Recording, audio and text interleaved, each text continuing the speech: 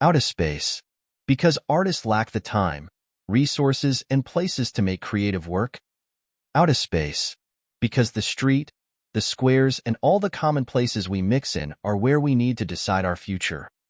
Outa-space. Because we need to take our minds above the clouds to look down on our planet, to dream, to wonder, but also to see everything in the context of everything else. Hi, I am RobbieBot, your in-flight community communication device.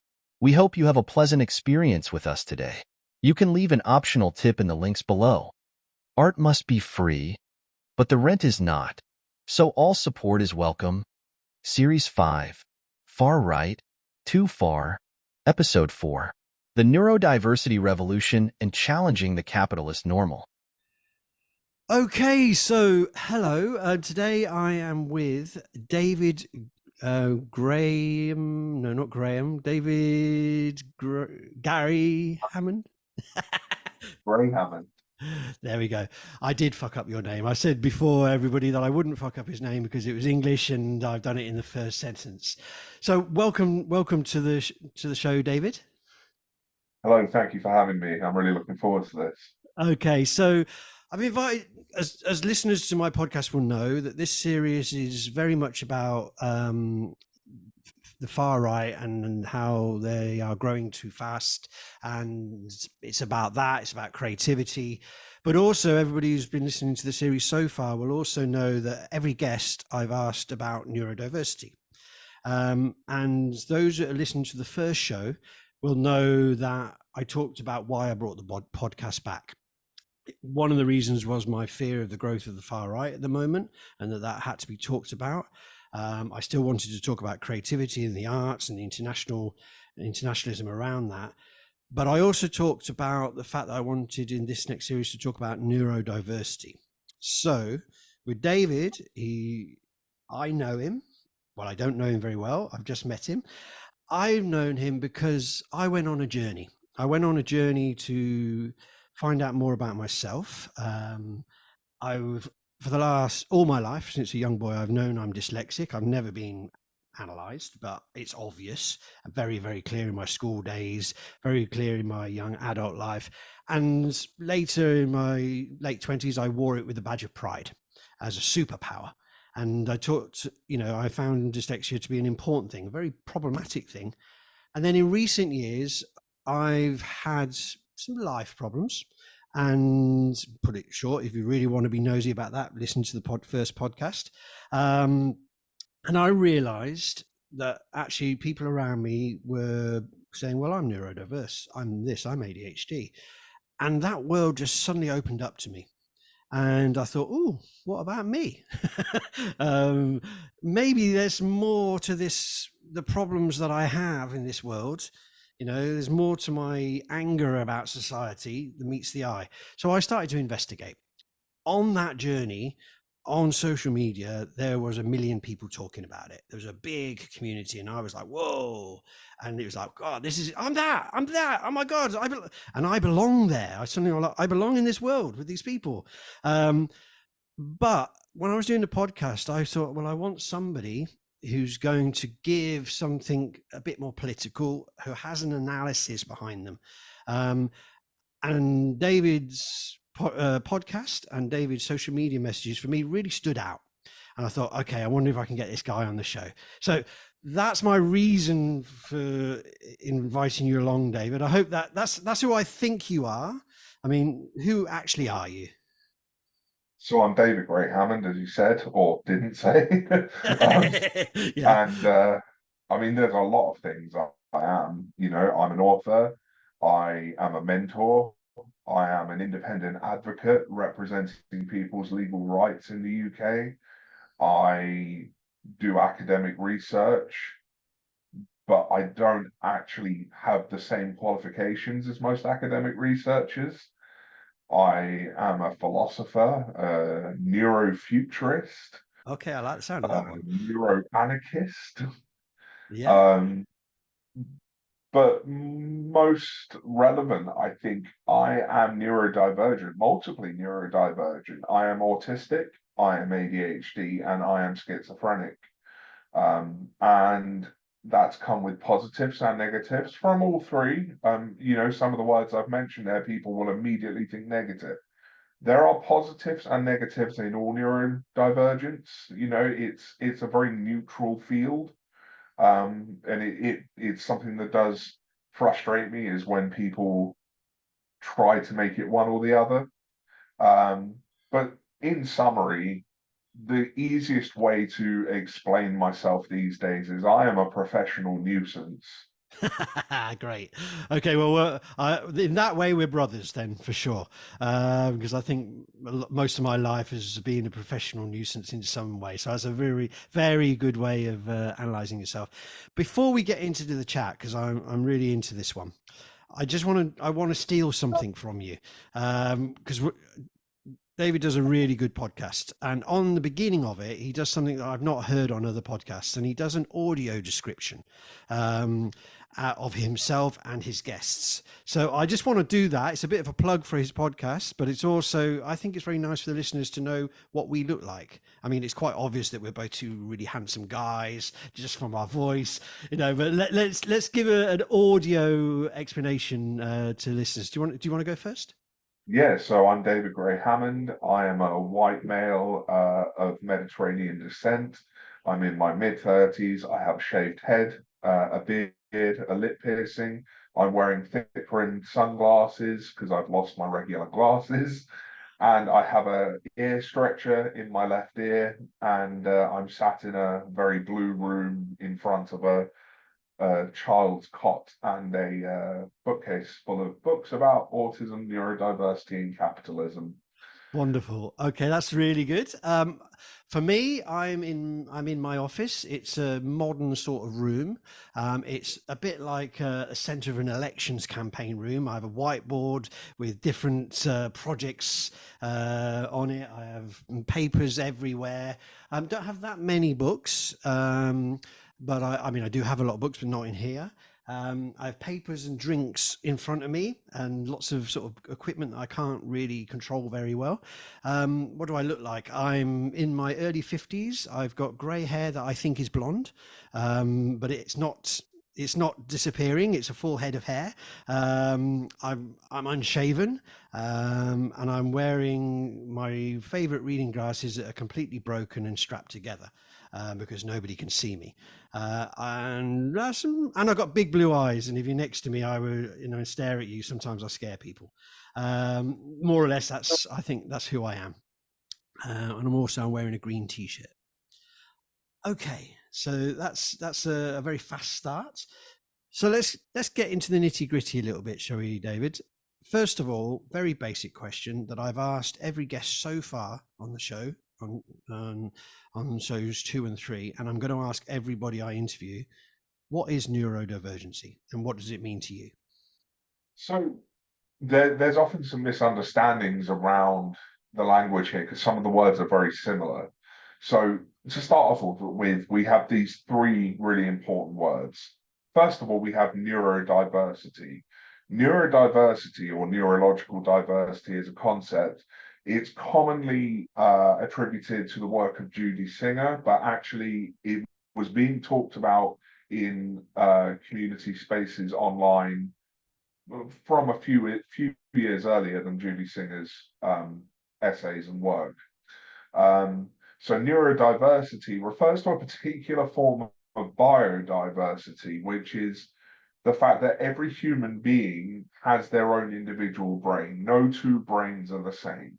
Often when we think of neurodiversity, we immediately go to autism and ADHD, but neurodiversity includes everyone. You know, an individual can't be neurodiverse, but a group can be neurodiverse because there are multiple brains, multiple nervous systems. We then have neurodivergence. Neurodivergence is having a neurology, a brain, a nervous system that diverges from what we would consider the typical. So that's where we start getting into things like, an individual can be neurodivergent. So autism, ADHD, dyslexia, various mental health problems, epilepsy, traumatic brain injury. As Cassiana Sasamasu, who coined the term, put it, it's not another damn tool of gatekeeping. Like, it is for anyone whose brain does not do typical. And so that is what neurodivergence is. Now, I've mentioned typical, we have neurotypicals. There's some misunderstandings here because people assume that being neurotypical is a type of brain. It's actually not really, it's more of a cultural standard. Some people can perform neurotypical comfortably, and we would refer to them as neurotypical because of that. But that standard for neurotypical can change from culture to culture, depending on where you are in the world. So neurotypical, it's easier to understand as you have heteronormativity, you also have neuronormativity. So if you can perform neuronormative standards comfortably, then you would probably be identified as neurotypical. But that in itself is not a neurocognitive style. It's not a type of brain. Whereas neurodivergent refers to a range of types of brains. But the problem is people forget that we don't fit into boxes easily. We've been kind of fooled because, you know, there's all these diagnoses out there. And so we assume everyone has their boxes they fit into. But lots of people blur the boundaries of these boxes because there are as many types of brains as there are people on Earth. So when we talk about neurodivergent people, we are really talking about people who cannot comfortably perform those neuronormative standards. Okay, that's really interesting. So I think I've heard you explain it as like a colourful clock before, like in spikes and something along those lines. Could you Okay, yeah. So outline that? what? So this comes from the idea of autism being a spectrum condition. So autism being a type of neurodivergence. People have probably heard of autism spectrum disorder or autism spectrum condition. There's this misunderstanding that spectrum is this linear thing that goes from low functioning to high functioning or more autistic to less autistic, but it's not like that. If you're on the spectrum, it's more like you're at the center of a colorful wheel, and each of the different bands of color represents a different skill set related to your neurology.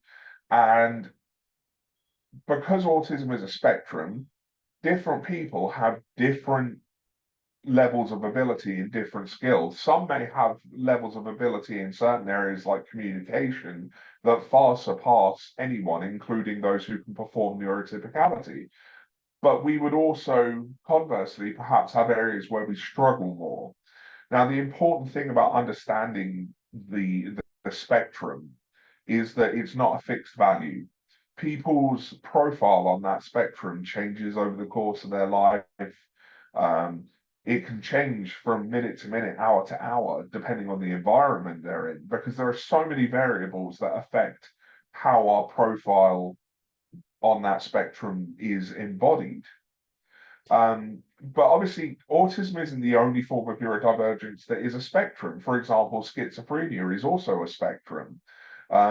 There are, there's conversations around ADHD and whether it is a spectrum of its own as well, or is it part of the same spectrum as autism? There's lots of emerging research, which is really interesting because what we're beginning to understand is that neurodivergence seems to,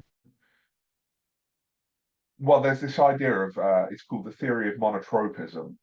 Now, Okay. if you understand monotropic attention as deep attention, so we don't pay attention to lots of things, but we can pay a lot of detailed attention to perhaps one or two things that are very closely related. And then you have polytropic attention, which is you can pay attention to multiple things, but it's surface level. It's not as detailed. There is growing ideas, especially within autistic and ADHD spaces, but also I'm starting to see research coming into academia that perhaps monotropism might explain a lot of neurodivergence and its associated embodiment. because lots of neurodivergent people will tend towards these very deep, hyper-focused attention flow states, whereas people who can perform neurotypicality tend to be better at being able to manage multiple demands at once or switching rapidly between tasks. Yeah, I mean, from a personal point of view, because I think that's the only way I can approach this. Because I look at a lot of reels and I get a bit frustrated with them sometimes. Not yours, but with others, because it's like, okay, that's your personal story, and I'm thinking, well, what's mine? And so I can only sort of class it in. I can only visualize what you're saying in those terms, because for me, it's true. I hadn't thought about this before. That in different environments, I act differently. And so for a while, I've been a teacher of English because I live in Catalonia, and I did that to be normal, to get a proper job for the first time in my life, and it went pear-shaped. But actually, one of the problems was not my teaching, but actually the environment I was in doing it, and the lights, and I was very sensitive to these things, all things I hadn't really realized that make me anxious and nervous. And there's a whole set there. And it is strange that in different circumstances I'm not that. And it's also this idea that, I mean, being dyslexic, I always thought I was thick, and so I always thought actually I was always in the bottom of the classes. I was all this stuff. Actually, people that know me, I'm not thick. I'm sometimes my brain is working way too fast for everybody else to handle me. I've already seen the whole picture, decided the whole situation, but I can't spell it. And so this different spikes thing, I think, is important, and the fact that interacts in a more complex and dialectical manner with the environment, because I think it's very interesting. I mean, it's the only way I can come back to you is to say, okay, that's how I see it, and it makes a lot of sense to me. One of the things that sort of jumped out at me though is that autism seems to be like the parent of of these things. It's like I don't know, because ADHD is a thing, and I look at my partner who's also, she's actually diagnosed with ADD, and I'm like, well, actually, I'm looking at this, and you're autistic, and I'm ADHD, and then and the mix between the two I find very confusing. I can clearly understand dyslexia. I can clearly understand schizophrenia and other conditions, but those two, they seem to be interrelated. No? Autism and ADHD. Yeah. So there is a lot of evidence out there that if you fall into, say, for example, the category of being autistic, you probably also fall into the category of ADHD and vice versa. And I remember actually there was a lecture by some people, I can't remember which university it was one up north in England, and they were talking about, could autism and ADHD be the same thing expressed in two different ways? Right. And that obviously really piqued my interest, because they do co-occur all the time. If off the top of my head, I can't think of a single person I know who is just autistic. So many of the autistic people that I know are also ADHD, and so many ADHD people that I met have gone on to get autism diagnoses or self-identify as autistic. And I think perhaps autism tends to dominate the conversation because the civil rights movement, the neurodiversity movement, evolved out of autistic online spaces, out of chat rooms that were frequented by autistic people. And so it was those grassroots autistic rights movements that kind of led into the growth of the neurodiversity movement. Okay, yeah, we're definitely going to come to this, and the word Asperger's comes to mind. But I just want to hold on that just for a little bit. I just want to finish off this section because there's a big area there that I want us to go into. The other thing that comes in my head is it a disability to have these things or not? Because sometimes I feel like I can't handle shit, and it feels like I'm disabled, and I've never held a regular job, but I'm very successful. And am I disabled, or am I just weird, or what? What's going on there? What do you think the word disabled, does that fit? So this can be a point of contention sometimes, but my opinion, as someone who has read literature around disability studies and is a disabled person, identifies as a disabled person, people want to distance themselves from disability because we've been led to understand it through something called the medical model.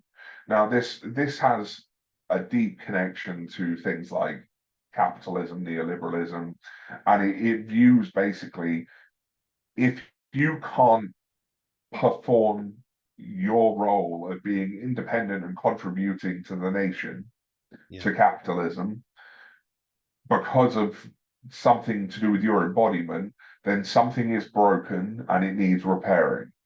The medical model essentially positions all disability as this body is a broken machine, we need to fix that machine. In the neurodiversity movement, we lean towards something called the social model, which I quite like because what it does is it says that disability is a form of oppression. It is something that is done to us. So I have things I struggle with, and because the world doesn't take account that some people will struggle with certain things and doesn't accommodate those struggles, I now have less access to the environment. So it's not that something is wrong with me as to why I can't fulfill what is expected of me. It is because the world does not afford me, society does not afford me the same opportunity to do so. A simple example would be if you took an able-bodied person who's ambulatory, doesn't need a wheelchair, and said, your job is at the top of that flight of stairs. They can perform that job once they get up to the flight of stairs fine, and they can handle the stairs. You take that same person and now they have to use a wheelchair. They're still capable of performing that job at the top of the stairs, but there's no ramp, and wheelchairs don't deal with stairs very easily historically. So I've got this vision in my head now of this future, because you mentioned future. I think, what did you call it? Neurofuturism. And I've now got this vision of this wheelchair that sort of has got like 3 wheels on it that can climb up some stairs. But anyway, that's diverging a little bit too much, I think. But carry on. It's what you're saying is great. But yeah, essentially the problem is it's not that they can't work, that their job is at the top of that flight of stairs. If you would build a ramp that allows them to access that work, they can still participate just as much as they could when they were ambulatory. And in the same way, autistic and ADHD people, we have skills and strengths and struggles the same as everyone else, but our struggles are not anticipated by society, and in fact are often intentionally ignored by society or treated as special treatment in inverted commas. So society, through its intolerance largely, has become inaccessible in a lot of places. When you think about, for example, take sensory issues to begin with, a lot of jobs take place in offices. When you're in an office surrounded by multiple people with perhaps the fluorescent lighting, computer screens, the noise of the traffic outside, you can hear the electric whining through the walls. That sensory environment is not accessible. But if you give them sensory accommodations, they can now better perform their job and have equal access to the world. And so the neurodiversity movement kind of centers our disability as that.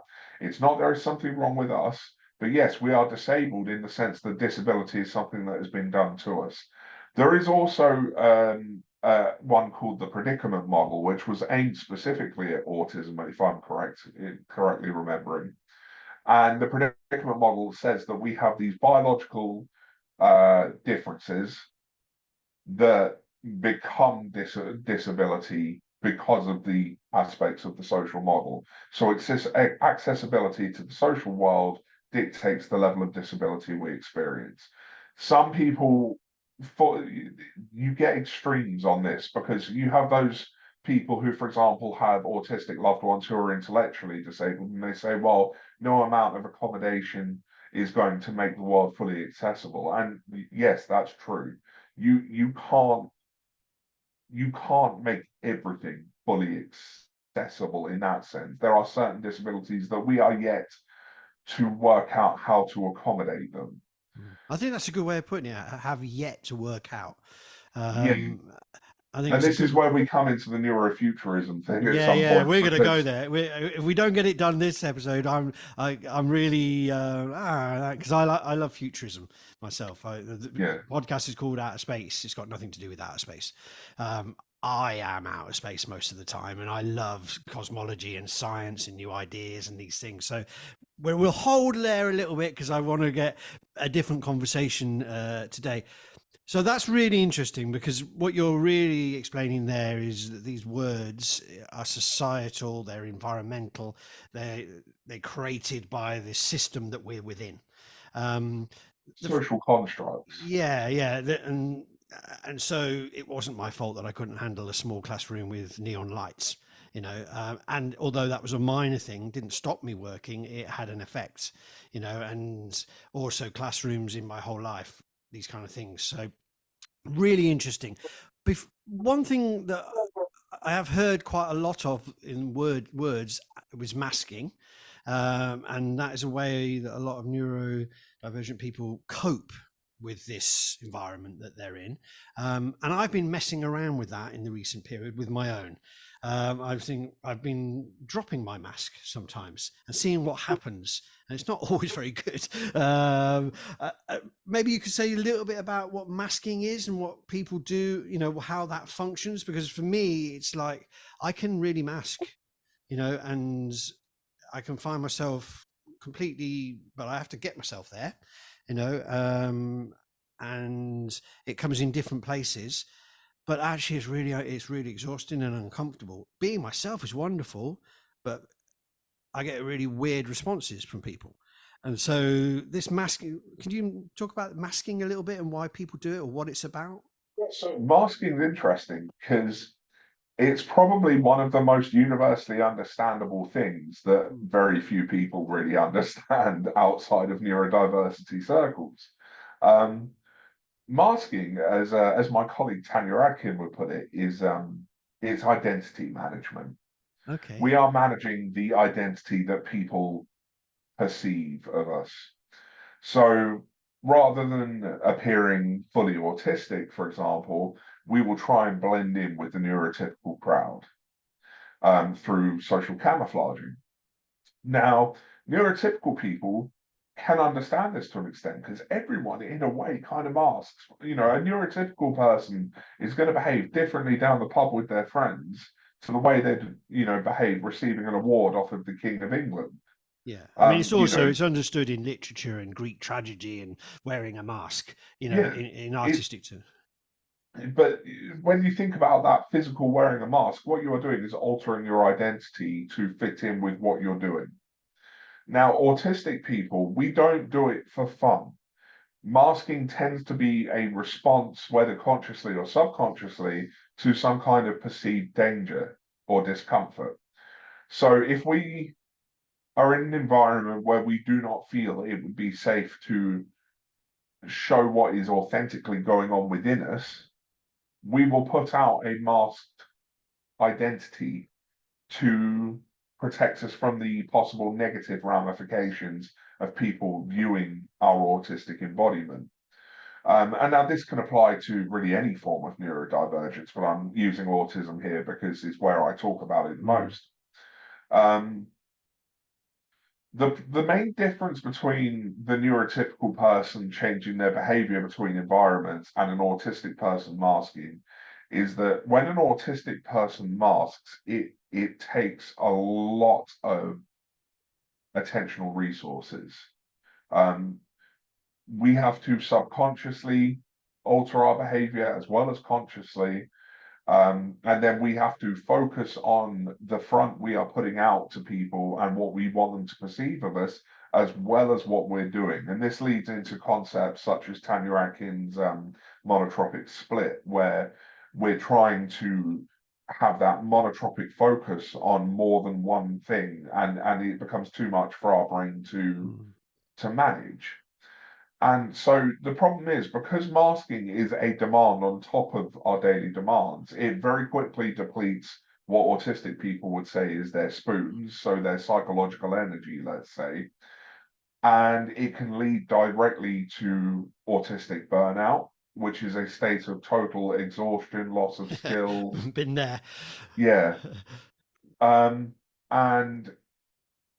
in truth, it's been theorized to be one of the big drivers behind the very high rate of suicidality in the autistic community, because it just drains us of our resources. And I know I've talked about this personally. I've seen other people talk about it as well. For some of us, we have masked so much over our lives that we start to question who we really are. We lose track of where we end and the mask begins. And this kind of led me to my own thoughts about the fact that actually every identity we put out there is a mask of some sort. You know, there is ourself that is at the center of it, but we are always putting up some level of a mask, because you can't be everything for everyone. But it's when we're really having to focus on constraining ourselves in a way that is harmful to us, that is what we're talking about when we talk about autistic masking. Yeah, no, that's really interesting. I mean, it's interesting. I'm doing a podcast, but actually, there's a lot of learning going on at the moment. I'm on a journey myself, and taking off your mask, putting on your mask, playing around with it, you know, being conscious of it. I mean, I watch a lot of these social media stuff, and I start laughing when I hear a person who's in their late 20s saying, "As a late diagnosed person." And I'm thinking, I'm fucking 53 and I'm not diagnosed. I'm not going to get diagnosed because I haven't got the money to do it. And I don't think that's my route to finding me. But it's like, I have got to do the work to work out actually where I fit here. Because it's important to, I think, sort of the self-identity kind of thing. So really interesting stuff there. Just want to drift in a little bit towards sort of political questions. The first one I really want to do is this sort of I don't know quite how to put it, but there seems to be, I've watched yourself and others, and you're unhappy, it seems, with the, let's say, the official autistic world, and there seems to be a battle between self-advocacy versus the authorities on things like autism. Is there a battle going on there? I mean, I'm being very honest now that I don't really know, but it seems that there is. I would say globally, yes, there is somewhat of a battle between official, almost state narratives of autism and that of self-advocates. In the neurodiversity movement, we're about assuming competence, advocating for the needs of yourself and your neurokin, others like you. We're about empowering autistic people and doing away with deficit models and stopping the pathologization of neurodivergence. Pathologization mean medicating people. Medicalizing, so treating people as if they have an illness because they're neurodivergent. Now, the problem is, you know, there are certain national charities, particularly in the UK and the US, they dominate a lot of the official discourse. Now, in the UK, some charities have done some good alongside some really horrendous things. There's one charity in particular in the US that I don't mind naming because, well, everyone does. It's Autism Speaks. They are renowned for releasing a television advert to advertise themselves where they compared autism to cancer. And, you know, you can understand why autistic people might have been offended by that. And the other problem is that there's been a long history of neurotypical researchers. Although, if you ask me, some of those neurotypical researchers are going to realize at some point they're not as neurotypical as they think they are. But that these sort of neurotypically performing researchers who have dominated research discourse for a long time, and the theories they've put out there, autistic people have been saying, you know, we hear what you're saying, but that's not our experience. And they're going, well, we hear what you're saying, but you're wrong. Yeah, this is fascinating. There's a whole world here. What I want to focus on here is that you've used this phrase a lot so far in the interview, and it's the one that I've hooked on as well. That's excited me. And you used the words neurodivergent movement, and the word movement for me is like political campaign. It's coming together. We're not a website that gives advice. We're actually fighting for ourselves. That's what I hear. That's what I hear in your work. Could you? But I've explored a little bit. You know, I've dabbled. You know, it's like I've been to a meeting or two. You know, it's that kind of thing. But I haven't read all the philosophy. I don't know where all the politics lay. I'm very experienced in political activism. You know, for people who don't listen to the podcast, I've got 30, 40 years of activism behind me. So I'm very aware of movements and struggles. And I talk about it a lot on the podcast. But could you lay out a little bit why you use the word movement and what that really means? I mean, you've said some things about it. We talked about social constructs. You talked about now advocacy and people saying that that's not our experience. But a movement, what does that mean to you? So to understand the neurodiversity movement, first of all, at the base of it, the very simplest answer is it is a civil rights movement. Okay. But to understand what it aims to achieve, what it wants to achieve is very, very. Very sorry, you cut out there. Very, very, very grand. There's a big goal of the neurodiversity movement, which is currently, you know, political stances, medical stances, authorities in general, they position neurodivergence, so deviating, diverging from typical, that's positioned through this pathology paradigm, this idea that it's an illness that needs to be fixed. The neurodiversity movement wants to advance the neurodiversity paradigm. So changing the paradigm from one of viewing people like us as ill or deficient or broken to instead viewing us as a necessary and useful part of human diversity. And it ranges from, you know, the small scale things, the everyday self-advocacy the neurodivergent people do, you know, advocating for their needs, explaining, I can't manage in this environment, for example, and this is why, because, you know, that's like on the personal level, one-to-one, you're explaining to people, this is my experience of the world, and if you can accommodate that, I can help you. But it goes up to much bigger things. For example, I think if there's a campaign I've been involved in a lot recently, which you've probably seen if you follow my social media, which is looking at child and adolescent mental health services in the UK, who are at times point blank refusing to support the mental health of autistic people, or when they do support them, doing it inappropriately and causing further harm. You know, and that's involving, you know, protests, you know, physical in-person protests. We had a petition with, at the moment, it's been handed in and it's still growing. It's at about 210,000 signatures, which, when you consider that's potentially 210,000 people who've been failed by CAMS, you can appreciate the scale of this thing.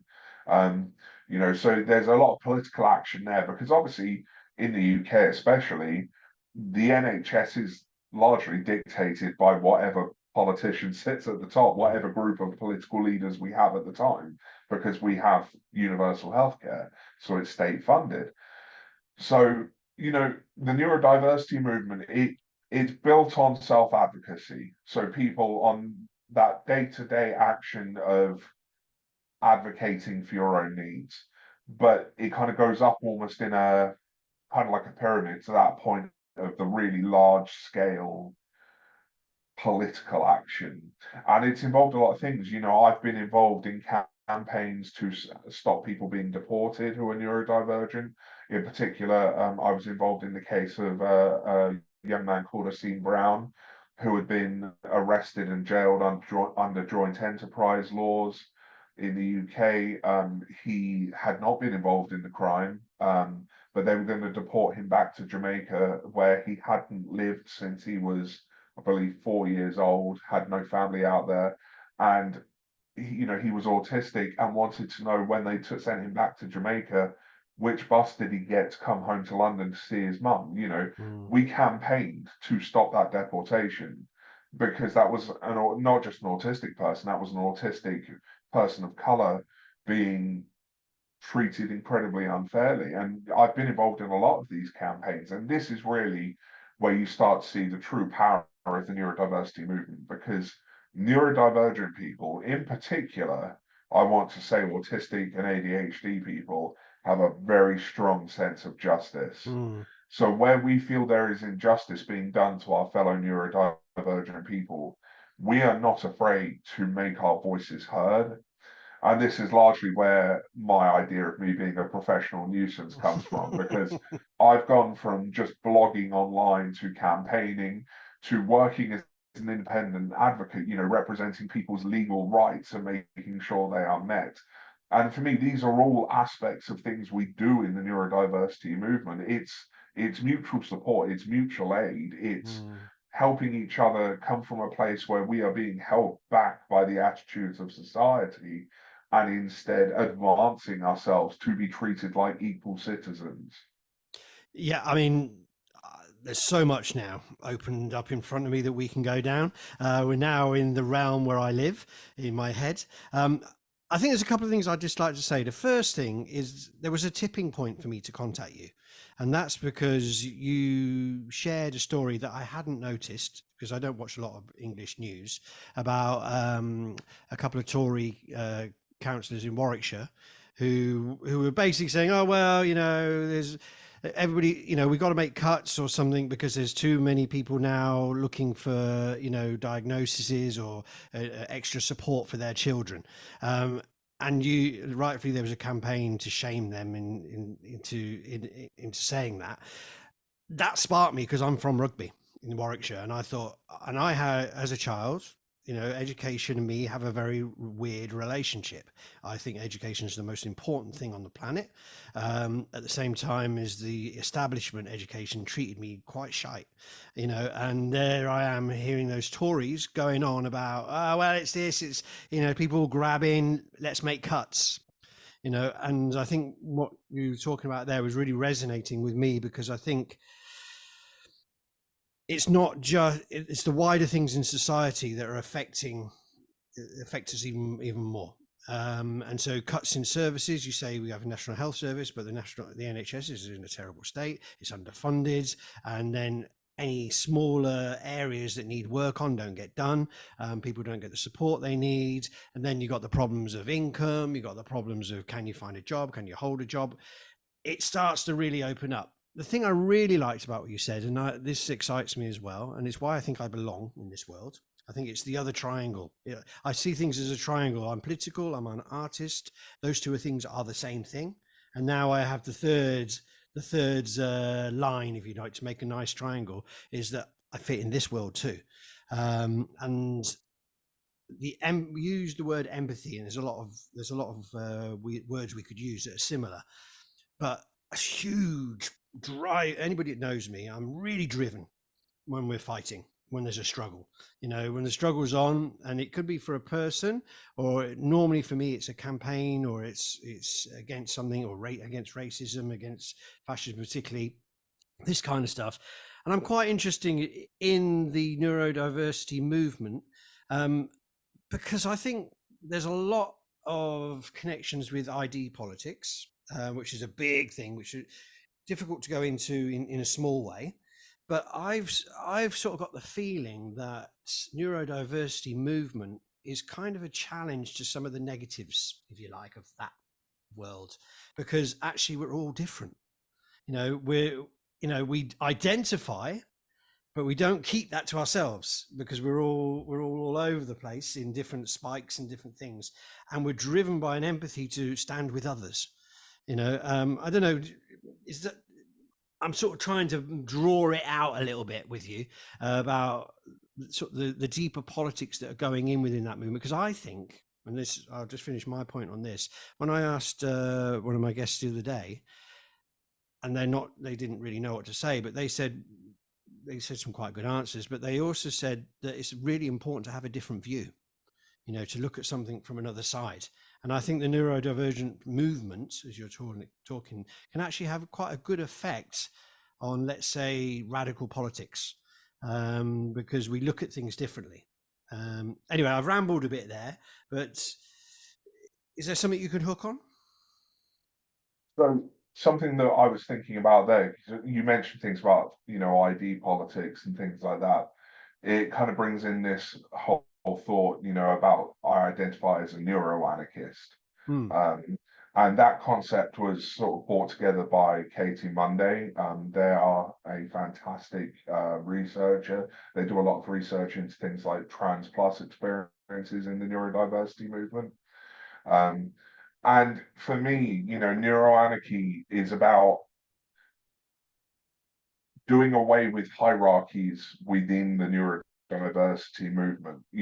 We do still have issues with, you've got sort of academics are the gold standard of knowledge dissemination, and then you have, even within sort of social media spaces, there are certain people who tend to come out on top.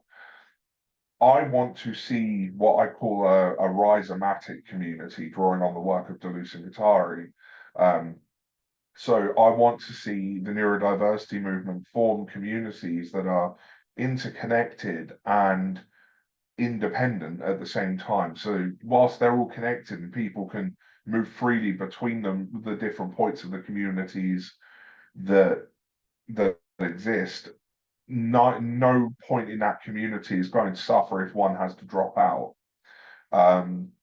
And I want to see this sort of decentralization, because when movements are centralized, when there is sort of like a central point, damage to that central point can inflict damage on the whole thing.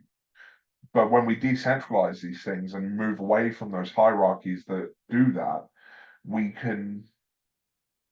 become a much more robust organism. And I kind of see the neurodiversity movement in itself as a kind of symbiotic organism. It can only exist with all of us. And I feel that, through this sort of rhizomatic approach, you can have, okay, these particular parts of the neurodiversity movement, the people who like them don't get on with each other, but through these points of connection, there's common ground, and they exist within their own separate parts that aren't dependent on each other anyway. So we can kind of coexist more, because I think that's another important thing, particularly for the neurodiversity movement, is that we can't allow ourselves to become consumed by infighting. And I have seen that happen. I've seen that happen over the years. And I think it happens to a lot of civil rights movements. Different people have different ideas on how things should work, different approaches. It doesn't always get on. Not all humans get on with all humans, and in that same way, for example, not every autistic person likes every other autistic person. But for me, neuroanarchy is about getting rid of sort of this hierarchical, centralized approach, and instead creating a community where we can coexist at a distance if we have to, but we can coexist as equals, whilst perhaps not having to 100% agree with everything that everyone else is saying. I think this is, I mean, people who listen to the first episode I did, which was a bit of a personal rant, really, about why I was coming back on the podcast. But one of the key things for me has been a frustration with the left in general, and some hierarchical, the great leader, this kind of thing. Now, it's a very simplified thing, and I think there's a huge discussion about how we would change society, what kind of organizations we need. And definitely I'm gonna bring you back in the next series, because this series is about, the far right is too far, and I want to analyze that side of things. But while doing that, we're learning what's wrong politically. We need to find a way of organizing ourselves to fight for what's right. And I think what you mapped out there is really interesting to me. I think I think I saw it as maybe tell me if I'm wrong, but it was like you were seeing like little cells of groups of people that could act independently in a struggle to fight for a wider goal. And I think is that what you call something rising? Can you? So it's based on the idea of a rhizome. So in biology, a rhizome is a point where the plant can grow out in either direction. Right. Okay. Um, Yeah. but in this context, a rhizome is a network that has no entry or exit point, and each point in that rhizome in that network, whilst being connected, people can move freely between those points. They're not dependent on each other. So if for example, this one has to stop or is removed, it's not going to cause others around it to fail. Yeah, I think it's actually a really important thing, and it's one of the things I think about people who lead campaigns is their first or organizations of any sort. Their first job is to get rid of themselves, or to not be reliant on. So if Rob stops being active, the campaign stops. That can't be. The first job of somebody who's leading something has to be to get the next people in. To take over. I think it's an important point. I think of it as I was going to say quickly. I think of it kind of like choirs can sing those really long notes. They just go on and on. Oh, But yeah, that's because the whole choir is singing, but one or two can drop out to take a breath whilst the others carry on singing. I know a lot of choirs. I've worked with a lot of choirs recently, and the collective. And I've done a couple of podcasts in the last series with choir leaders and about the power of the choir in terms of building the struggle. And I think the monument I'm an artist that I built was about singing, and so I think that's a really useful way of explaining the fact that we work collectively together and actually hold on to each other. And some of us are going to drop down, some of us are going to get ill, some of us are going to get tired, some of us are going to get disillusioned, and because we're actually fighting something quite vicious, which is the point I next wanted to come to, because I think we've mapped out here that we have a similar political outlook. There's a big alienation that goes on with neurodiversity people. Capitalism. You said you got books on capitalism. How do you see the relationship between the neurodiversion movement and capitalism? Because one of the things that pops into my mind as an artist is like, oh yeah, artists, they're very creative. You need creative people. You need people who think outside the box and blah blah blah. They don't pay us, mind you, because we don't do real artists, in my opinion. We don't do art for money. Anybody who does art for money is not an artist in my book. The fact that money can come to an artist is another question, and the fact that an artist should be paid for a gig or for something, and there should be funding for artists is another question. It's not that we shouldn't have money, but we shouldn't do it for money, because it's a response, to fight. For me, I'm an artist because I'm struggling to be a human being. All I want to do is be as human as I possibly can, and what I mean by that is a positive animal that's not going to fuck up the planet, is going to love people around me, that kind of stuff. And I see very much my work, and whichever way I do it, always hits this brick wall, and it's capitalism. How do you see the neurodivergent movement dealing with that? Because I think it's easy for capitalism to co-opt, say, oh well, what you hear is, oh, Richard Branson, he's dyslexic. Oh, this, Elon Musk is something. Albert Einstein was this. And they use these figures that are super successful, and say, and that's a way of allowing this. And I could see capitalism morphing itself. It won't fund the NHS at the bottom level, but at the top level, it will use neurodivergent people. They're okay. We can allow them their little space to say who they are. But in the end, I think there's a bigger problem there. Would you agree with me?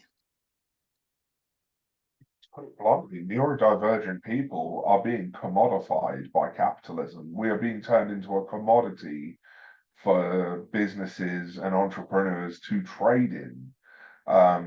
There's a lot of these, and I know Kieran Rose would call it neurodiversity light. They will performatively talk about supporting the neurodiversity movement, normally quite badly as well. But their aim really is to sort of say, like, look, if you hire autistic people, they've got superpowers and will make you lots of money because give them a big room with no bright lights, as long as they've got, it's like this modern idea of tech nerds. That they're allowed to play football in the office and they're allowed to do silly things. I watched the series about Spotify recently, and it was a very interesting film, actually. I mean, Spotify is a huge problem for artists. But it was like this tech company were cool, and all these sort of nerdy people, and it's like, yeah, but they're really important. They're going to change the world. But actually, that's not the reality, is it? Gets really sinister, to be honest, because this is where it's important to talk about. You have these ideas of low functioning autistic and high functioning autistic.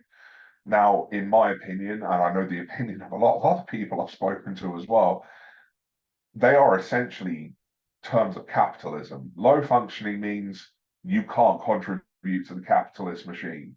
High functioning means you can contribute to the capitalist machine, but it gets worse. High functioning, okay, we'll bring you into our business. You'll work for us, crippling yourself with 100-hour work weeks until you, kill yourself or die from the stress. Mm-hmm. And well, that's me, by the way. Yeah, and then they look at people who they would class as low functioning, and they go, well, you can't contribute anything, so if you end up in an institution, no worries. And would it not be true that people are both high and low functioning, because this is a capitalist construct of how we are? Because I am clear when I'm listening to you there, I'm going, yeah, I'm high functioning, and then I'm going, oh fuck. No, I'm really can't function at all on a whole set of levels. I can't deal with paperwork, for example. My partner deals with most of that stuff, and I try very hard. But when I was young, I paid no bills. In my early 20s, there's certain, I'm old enough now that it's all gone away. But I couldn't. It's not that I didn't want to pay. It's I couldn't handle the piece of paper to do. So this low functioning, high functioning thing you're saying is very much whether we're worth it to capitalism. Yeah, pretty much. And high functioning, you'll be denied supports.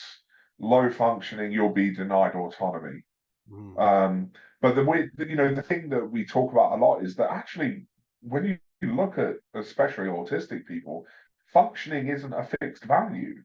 I've gone through periods of months where I would arguably be very low functioning. And then I might go through periods where people struggle to believe I'm autistic. It's a bizarre world to live in, because so many of the ways that neurodivergent people have been categorized seems to be built around how useful we are to people making money.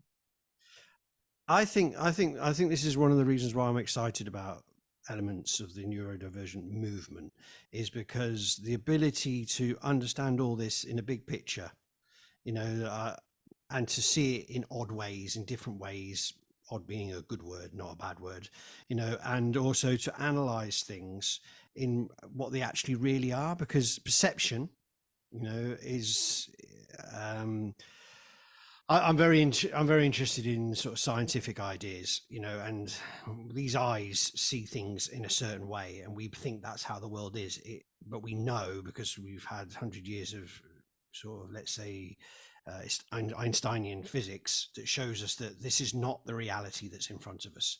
Now, humans are just a set. We're not that. We can't mind read. Well, some people can, maybe. But it's how the perception of the world is often, and if things are crammed into sort of a neurotypical way of looking at it, then we're not going to get the ideas we need to change the world, is where I'm coming from. And I think there's a lot in that that's interesting to me, because I think there's a lot of different tactics, different ways that we can handle, and we can contribute to a wider change that's best for everybody. I don't know. It's that feels good. I mean, I want to just touch on another point. We've spoke for a while, but I think it's worth keep going if you're up for it. The podcast is about the far right, too far. Now, there's a lot of some of these far right leaders. There's definitely got some neuro things going on, but the far right, they are growing. Often it's a backlash to positive things to neurodiverse people.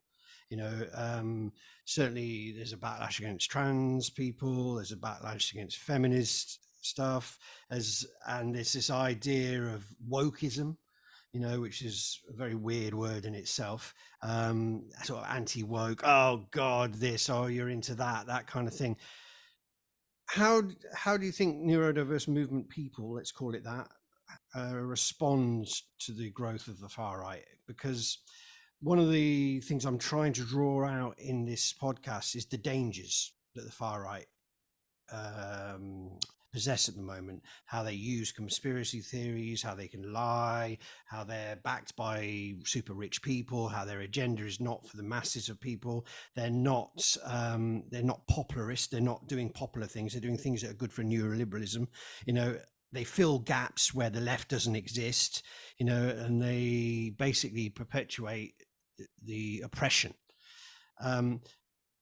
How do you see the neurodiversion movement dealing with this? Is it a radical movement, or is it very diverse?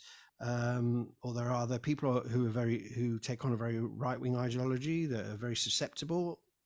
The neurodiversity movement itself stands very much opposed to the far right. As a movement, it's about as far from the far right as you can get.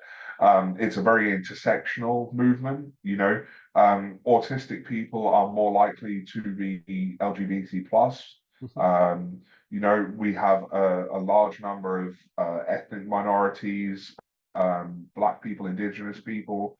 You know, there's a big overlap with mental health issues. Obviously, you know, under the LGBT stuff, there are a lot of trans and trans plus non-binary people in the autistic, especially the autistic community. So the rise of the far right, I have seen a great deal of pain. Recently, a lot of that pain has been felt by trans and non-binary autistic people in particular. I think in particular about the stuff we've had over the last couple of years with J.K. Rowling, which was very much a betrayal, I think, for a lot of us in the neurodiversity movement who had grown up, you know, perhaps reading her books, only for her to come out and, you know, I've seen her cause a lot of pain for my trans autistic friends. And I may not be trans myself, but I don't like it when people hurt my friends. Yeah, absolutely. Especially not when they seem to be doing it to Or sell hurt anybody more who's books. different, you know, because Yeah, if you feel alienated and different, then anybody else yeah, is getting that shit for whatever they are wanting to be. yeah. It gets you But going. interestingly, there are sort of far right ideologies in autistic spaces, which I will say the big one that no one talks about, but we all know is there, is something called the autistic dark web. We see a lot of Aspie supremacy. So the idea that people who hold on to the old diagnosis of Asperger's, you know, well, I'm this kind of autistic. I'm not that useless kind of autistic. I'm Asperger's, so I can contribute. You know, so then you get that Aspie supremacy attitudes. You get a lot of privileged white autistic people in those sort of autistic dark web groups. I've never had too many direct run-ins with them myself, but they do crop up, especially on do we call it Twitter or X now? I lose track. Yeah, it's a weird one because actually the links are still called Twitter. Yeah. You know, yeah, there's X. Let's But call yeah, it X. you do see members of the autistic dark web crop up on there. And there's some really harmful stuff that they spread. But I think something that, you know, the neurodiversity movement could do better, and I say this with a hint of irony as a white cisgendered male myself, White cisgendered people tend to dominate a lot of the discourse. I don't think it's because they're trying to drown out other minority identities, but I think perhaps we've been socialized in such a way that we are used to being able to fight for a cause without too much fear of something happening. And I think sometimes we trample on the experiences of those with less privilege than us. So one thing that I would always say to anyone from the neurodiversity movement is, you have to practice an awareness of your own privilege, because just because you lack privilege in one area doesn't mean you lack privilege in all areas. But the neurodiversity movement itself, ideologically, stands directly opposed to the far right. That it's not compatible with the views of the far right, because the neurodiversity movement is for all neurodivergent people. And especially when you consider the mental health section of neurodivergence, you are looking at people who are typically from minority backgrounds or poverty backgrounds, or or who have been failed by our class system. I mean, I think we haven't touched on it enough, but the class question is super important in all this, because wherever you are, if you're from a working class background or a poorer background, you ain't going to get any further. But I don't want to go there. I wanted to say it, to recognize it, that we haven't talked about that enough. But I think there's a background about what we're saying, that the class system, we talk about capitalism, it's a class system. So it's a big issue.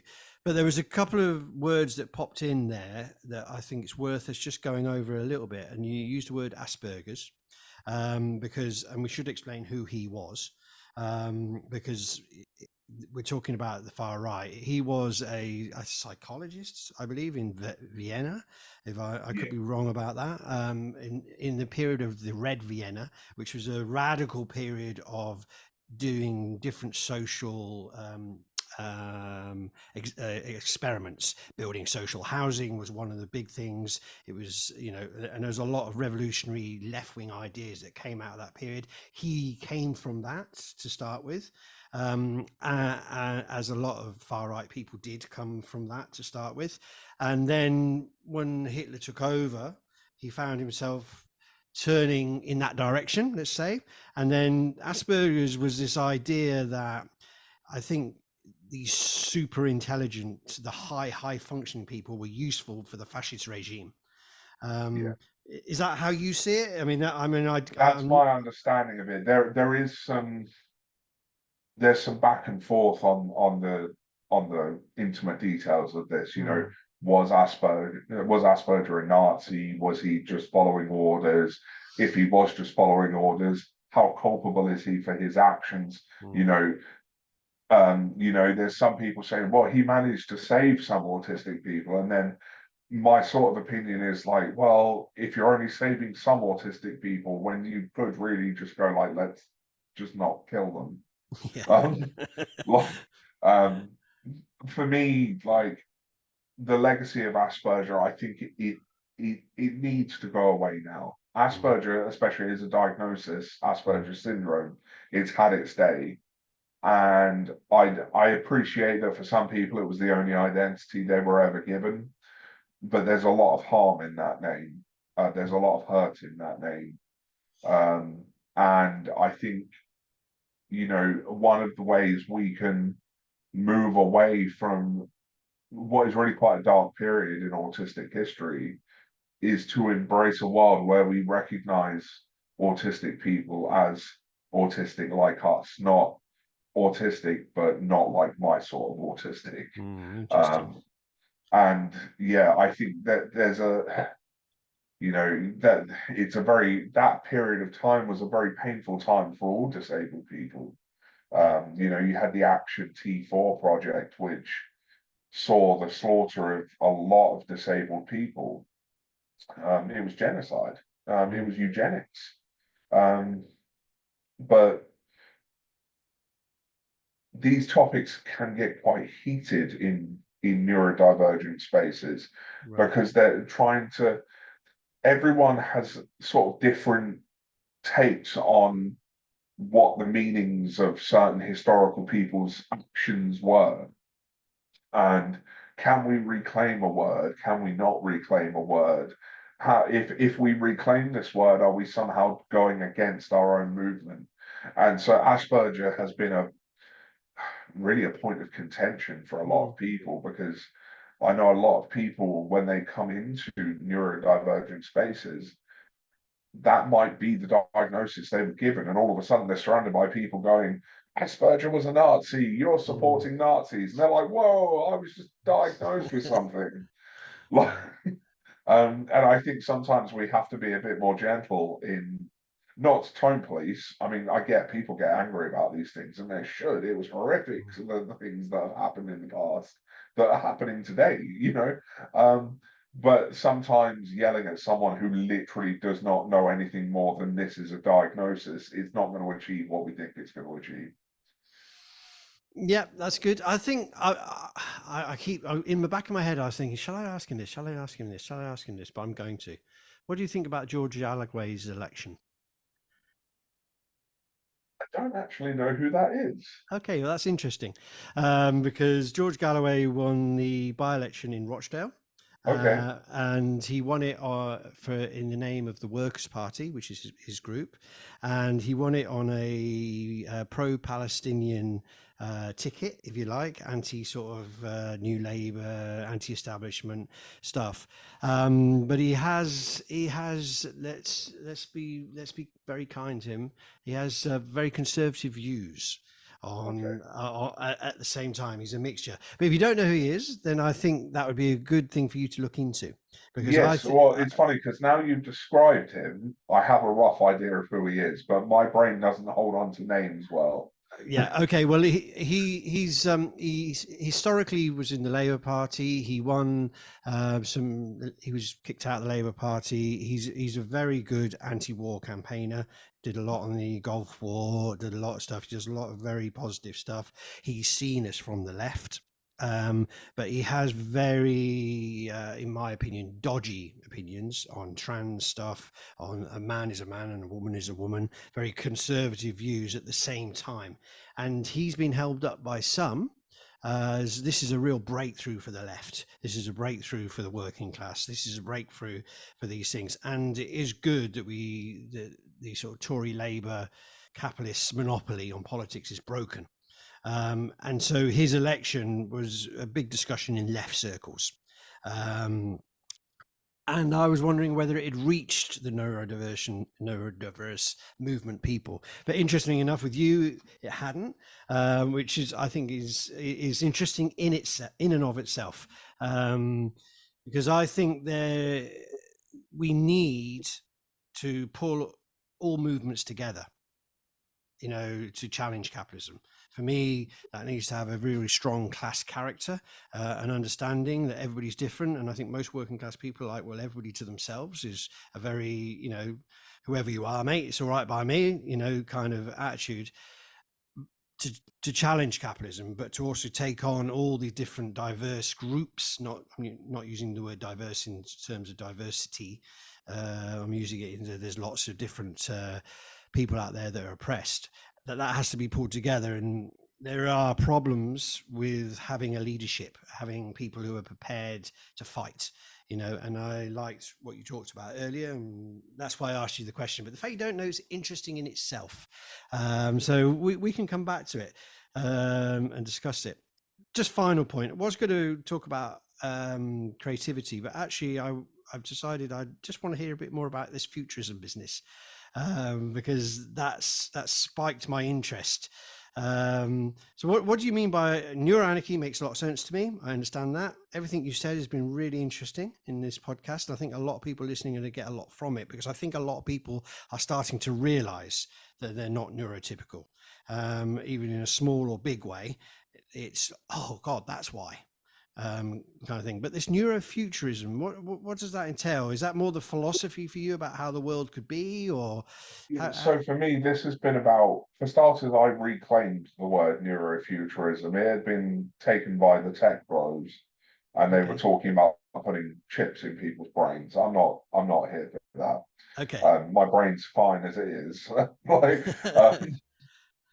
what I would what I see neurofuturism as, and I do a blog series called Reclaiming Neurofuturism.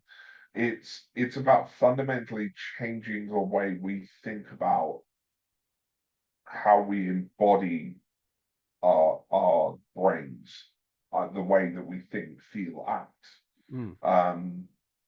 So it's informed a lot by neuroqueer theory, the idea that we can queer our neurology. That through intentional practice we can alter the way our brain functions. That's one part of my ideas around neurofuturism. But for me, it's also about breaking free of the social construction of reality. So it's about understanding that the world is entirely subjective for each and every person. We can only have our own subjective experience. I can't have your experience and you can't have mine. So how do we build a world where our experiences can coexist, where they can be together and exist in a mutual environment? Because we have to coexist with each other. If we don't start coexisting with each other, the human race isn't going to be around much longer. Yeah, we are. Yeah. How can we understand that my brain, interprets the world in one way? No one else is going to interpret the world exactly the same way I do, because the neurodiversity movement itself says there are as many types of brains as there are human beings. That means that on Earth, there is, if we don't count all the billions of animals, there's about 8 billion different versions of reality currently on Earth. So how can we... So it's for you, it's like it's a philosophical way of visualizing. Because I've heard you say, and I think this is really interesting as well, that you can. It was one of the posts. I think it's your co-presenter, or I'm not completely sure, but it was about making a cup of tea, and I chipped in that when you're making a cup of tea, do you forget it in the kitchen? It was this kind of thing. That's irrelevant. What you said is that you can see the electricity. Could you explain that a little bit more? Is that because what I'm sort of sensing from you is this neurofuturism is how we view the world? Is that right? Yeah. So, I mean, for me, like my experience of the world is very different to, obviously very different to a neurotypical's. When I talk to a neurotypical person, man, and what I sense, I can hear the electricity. When I say I can hear the electricity, neurotypical people look at me like, what? Yeah. What are you on about? They don't understand that the way my sensory system works, the minute, like at the moment I'm charging my smartwatch, I have a smartwatch, and I'm charging it, and I can hear this high-pitched whine the whole time it's charging. That is a part of my subjective experience that is not shared by everyone. And there are parts of my experience that are shared by no one. I'm schizophrenic. My reality is very weird, and I embrace that. Yeah. I think that's what I like about you, to be honest, because I have my own weird place that I live that nobody really knows. I got a lot of people who love me. I got a lot of people who share a lot of things with me, but there is this vision that only I've got. I know a lot of people are similar, but similar is not the same. Yeah, and for me, this is what neurofuturism is about. It's about creating a world where all experiences can coexist. And part of that is working out how we mitigate the harm that some people do. And I think that's where it becomes very relevant to things like the far right, because, okay, we have to coexist with these people, because I'm not going to advocate for mass genocide of the far right, because then am I not just sort of doing what they've been doing in perpetuity throughout history anyway? So we have to coexist with them. How do we mitigate the harm? Where's the harm reduction here? How do we work with their subjective experience in a way that stops them doing the damage they are doing to those It's on the other interesting. side of this. This is really interesting. I shared something on music, the sound of music and the power of music from a friend who does another podcast, and the hearing of sounds and this kind of stuff. Very interesting area of research and thought, and I think underdone, because if you start talking about this, people think, "Oh, you're a bit crazy. That's a bit, a bit over spiritual there." And I think it's worth going down those rabbit holes to uncover those things. But the guy, David Mackenzie, who actually did the podcast that I'm talking about, I asked him about, how do you think we should handle the far right? And one of my feelings is we smash them. Yeah, it's that simple. It comes down to the organizers, those people. If it comes to it, it's physical, and it's defense. And I'm not a pacifist in that regard. They're coming for my family. They're coming for me. They're coming for my family. They're coming for my people. Okay, let's go. That's one side. But the other side is you need to. Not everybody who's got far right sympathies needs to be there. If you can provide an alternative, if you can provide an alternative narrative, if a person who's turned to those ideas because they don't have a say, because they don't understand what's going on, those of us who do think we understand something and we want to find alternatives have to provide this idea of, well, jobs, houses, decent life, good healthcare, accepted for your neurodiversity, all these kind of things that capitalism can't provide. And I think a lot of people turn to far right ideologies because we don't offer a way of listening to them. And it feels like that's where you're trying to go with this sort of this. It's kind of, it's almost like taking a therapeutic approach to the whole human race, because I'm with you on this. If I have to fight, I will fight. I'm not a pacifist. I will defend what is right for me, for my family, for my loved ones, for the people that matter, for those who feel the same as me. But at some point, the dust has to settle. And then what? Do we just keep fighting forever? Or do we try and build something out of the rubble? Do we forge something new? Because if one thing has become evident to me, and yeah, I do have frustrations with the far left, not just the far right. I mean, I think the far right are a much greater threat, but the far left often cause me a lot of frustrations with the attitudes that I see. At some point, we have to build something new, because we live in a world of binaries at the moment: far right, far left, male, female, autistic, neurotypical, like neurodivergent, neurotypical, I should say. But we live in a world where everything seems to come down to these binaries, and I think perhaps we need to move into a world that's a little bit more like that autistic spectrum, where we don't exist on opposite ends of a scale, but more on a color wheel, complementing each other in the areas where, okay, these people have strengths there, but these people have strengths there. That matches up well together. And I think that feeds in well with that whole rhizomatic idea and the neuroanarchy and things like that. But yeah, it's something that I think about a lot, because I've got a young son. He's just about to turn 18 months old. And I think about the fact that I've been involved in a civil rights movement, and at times it has felt like fighting some hell of a battle, even though a lot of it is done from my computer chair. But there are days, I'm not going to lie, there have been days where I become so hopeless about the state of the world that I will sit and cry. And I'm not afraid to admit that. Yeah. I don't want to think of my little boy growing into an adult who has to deal with the same nonsense I have. Yeah, I want him to inherit something better. That definitely stimulated me.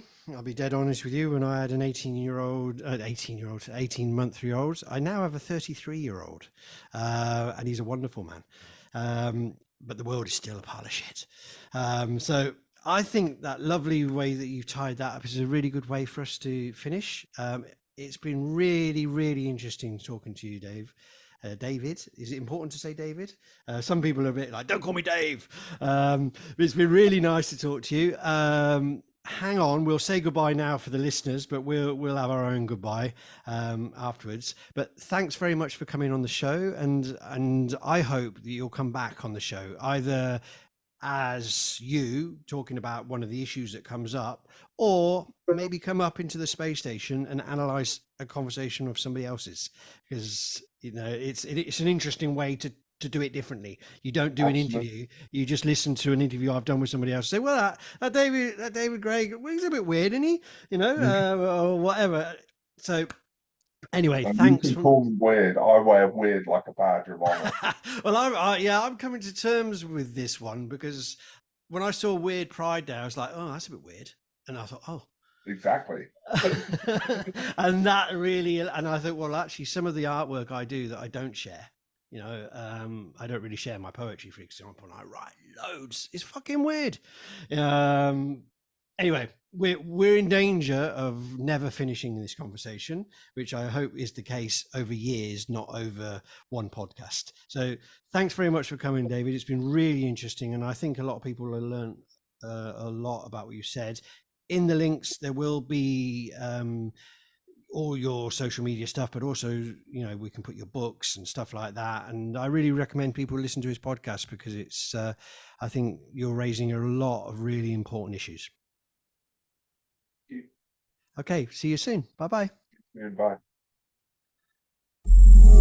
Okay, please fasten your seatbelts as we are about to start our journey up to the space station. We recommend that you take a small pause before we arrive to allow you to clear your thoughts.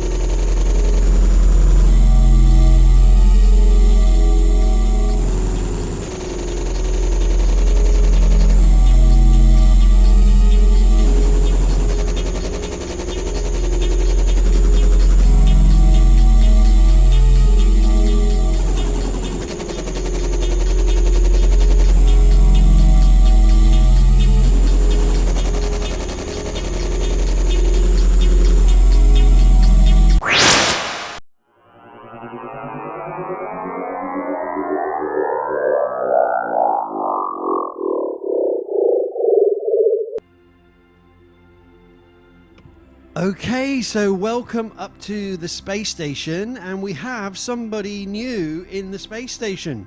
Sam Gleaden? Have I got your name right, Sam? Well done, Rob. Well done. Smashed it. I practiced it 20 times. Yes. So welcome to the space station. Your first time. My debut. Yeah, your debut. I'm sure you're going to be here many more times now that we got rid of Glyn. We had 2 episodes of him, and he sat in the space station. He ate all the biscuits. He was drinking all my favorite different teas.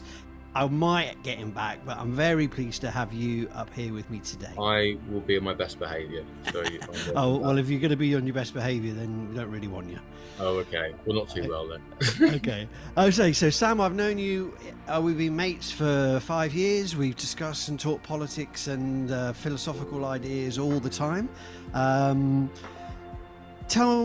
First of all, before we interview, before we find out about you, let's do what David does with his podcast, which we did at the beginning, where you do audio descriptions. Obviously, I've done one of myself. Yeah. So give us an audio description of yourself.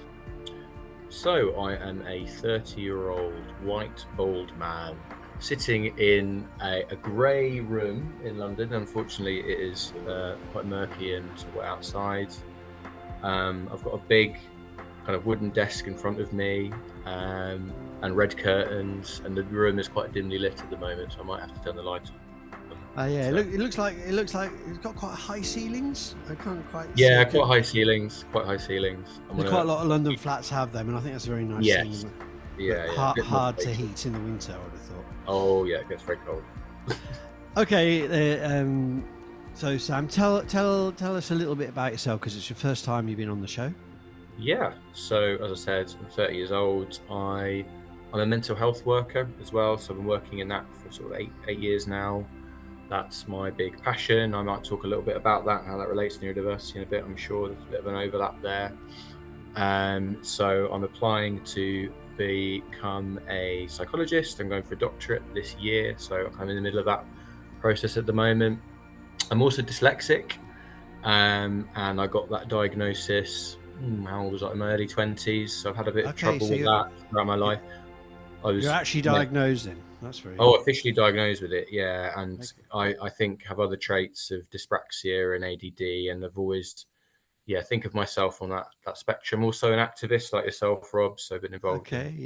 I mean, I've never been diagnosed anything. I've been accused. You've been accused. And I've worn it as a label, and I've got the T-shirt. But I think it's very obvious with me, anybody who knows me, and certainly with my family. But yeah, so you're actually, do they stamp you when you get diagnosed? You get like a stamp or something? Yeah, right in the head as you walk out. That's you doomed for life. So yeah. Cool, Sam. Okay, so that was a long interview.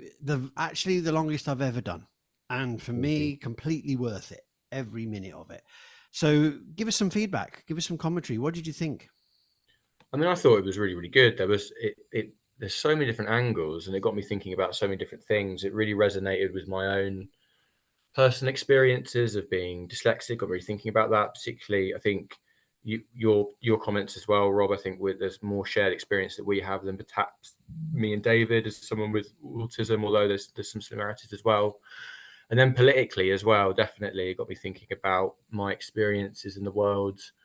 Something about me as well. I'm in kind of in spoken words community, so poetry, and there's a lot of neurodiversity there. So I experienced the kind of politicization of it there as well, and got me thinking about that growing consciousness around neurodiversity that was really interesting, and how we can politicize that basically and think about that in more political terms. So yeah, that it got me thinking about neurodiversity from lots of angles, and yeah, interesting discussion.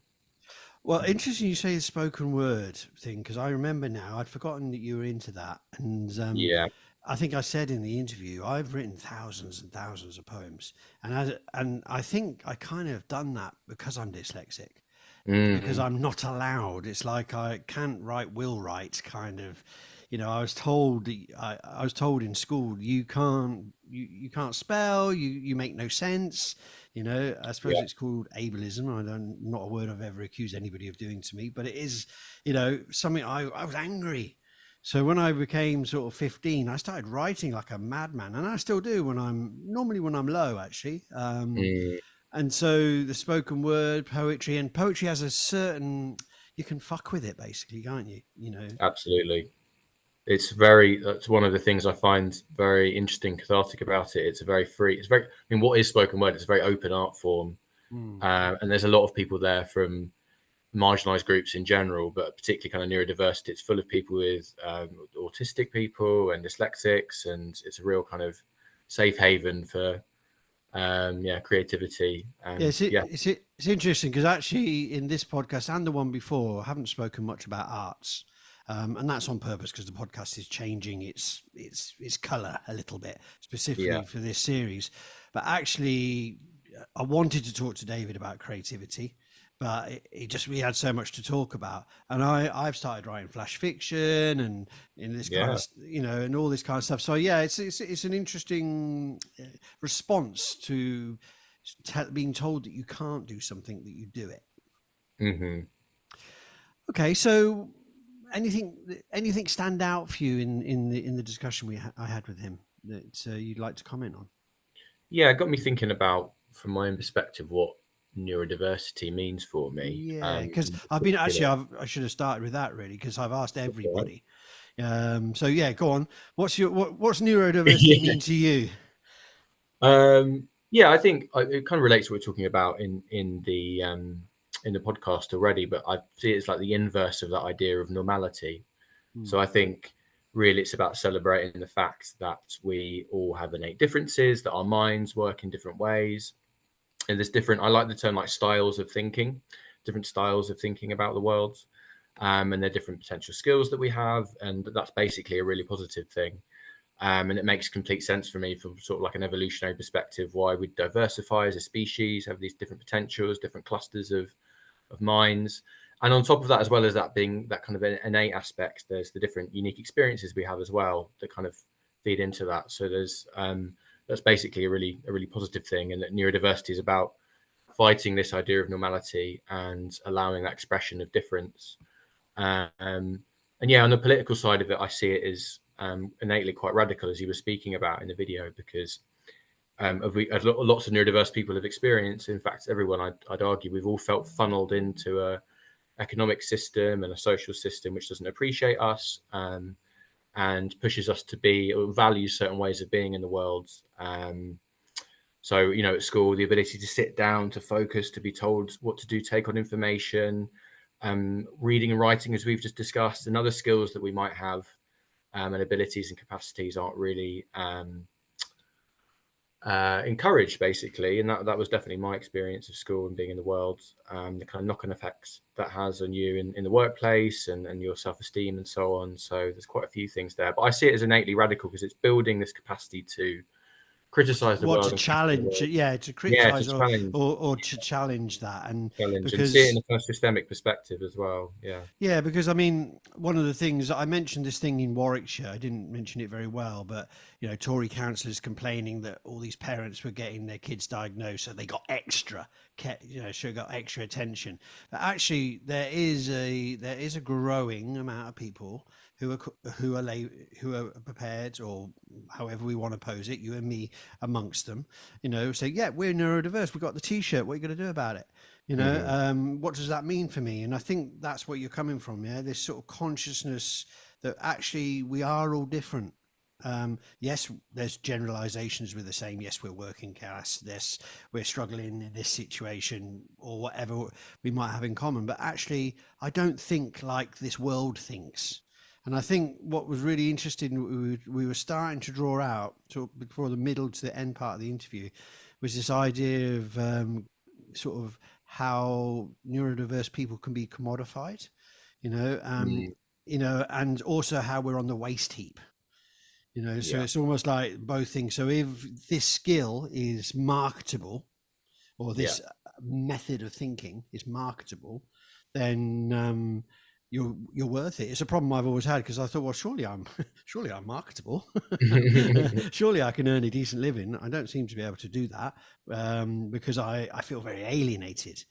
So I don't know. Is that where you're coming from? Yeah, that's definitely. I think it's relating to the kind of needs of the wider economy and society. There are certain values and certain skills that are valued, certain ways of being valued, and you talked about being commodified economically, and I think that's talks about it really well in the podcast, the dangers of the neurodiverse movement being kind of co-opted a little bit, and our value being made about, oh, I'm not disabled, I've actually got a superpower.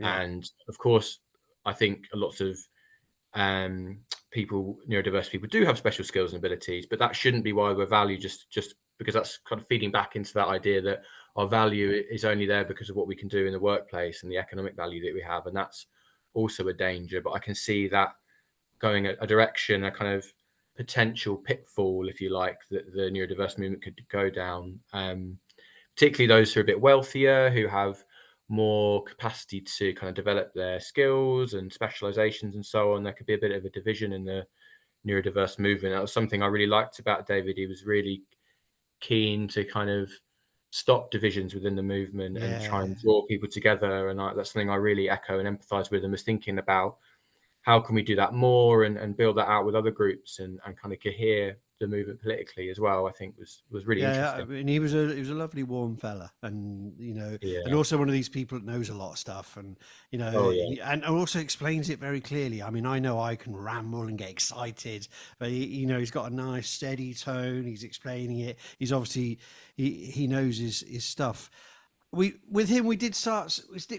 touched on so many things, and I kind of wanted to do that with him this time round, you know, rather than focus on one thing.